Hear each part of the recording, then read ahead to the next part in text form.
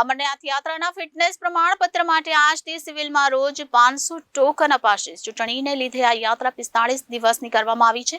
13 વર્ષની નાના, 75 વર્ષથી મોટા, ગર્ભવતી અને હાર્ટ એટેકના પેશન્ટોને મેડિકલ સર્ટિફિકેટ અપાશે નહીં। જૂના ટ્રોમા સેન્ટરમાં ગ્રાઉન્ડ ફ્લોર પર તારીખ 9 થી 12 એપ્રિલ વચ્ચે સર્ટિફિકેટ આપવામાં આવશે। 29 જૂનથી બર્ફીલા બાબા અમરનાથની યાત્રાનો પ્રારંભ થઈ રહ્યો છે, જે 19 ઓગસ્ટ સુધી ચાલશે। આ વખતે લોકસભાની ચૂંટણીના કારણે પ્રવાસનો સમયગાળો 60 દિવસના બદલે 45 દિવસનો રખાયો છે। યાત્રા પર જનારા શ્રદ્ધાળુઓ માટે ફિટનેસ સર્ટિફિકેટ ફરજિયાત છે।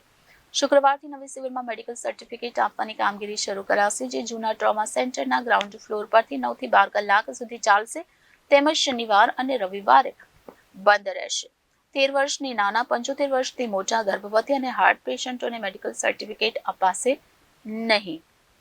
જૂના ટ્રોમા સેન્ટરમાં ગ્રાઉન્ડ ફ્લોર પર 9 થી 12 વચ્ચે આ સર્ટિફિકેટ આપવામાં આવશે। અમરનાથ યાત્રાના ફિટનેસ પ્રમાણપત્ર માટે આજથી સિવિલમાં રોજ 500 ટોકન અપાશે। આજે एक्चुअली ये कैम्प છે અમરનાથ યાત્રીઓ માટે સર્ટિફિકેટ આપવામાં આવે છે। આ કેમ્પ ઇન જનરલ 1 થી 1.5 મહિના સુધી ચાલશે, કેમ કે અત્યારે અમરનાથ માટે જે યાત્રા ચાલુ થવાનું છે એના માટે ફિટનેસ સર્ટિફિકેટ જરૂરી છે।